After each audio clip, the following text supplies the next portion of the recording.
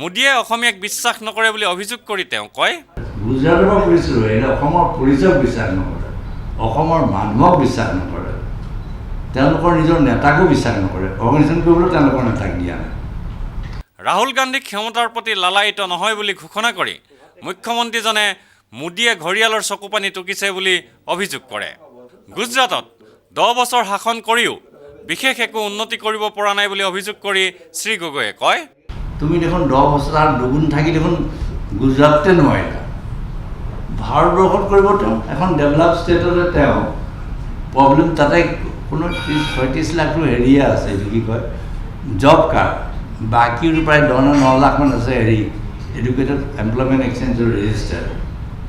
Women literacy মোৰ আমাতকৈ বেয়া, চেনিটেশ্যন আমাতকৈ বেয়া, কিছুমান হয় কিছুমান আমাতকৈ ভাল, সেইটো আমি নকওঁ। তোমাৰ গুজৰাটৰে প্ৰব্লেম ছল্ভ কৰা নাই 10 বছৰে, ইণ্ডিয়াৰ প্ৰব্লেম তেওঁ ছল্ভ কৰি দিব। কাক কি কৈছে তেওঁহে জানে।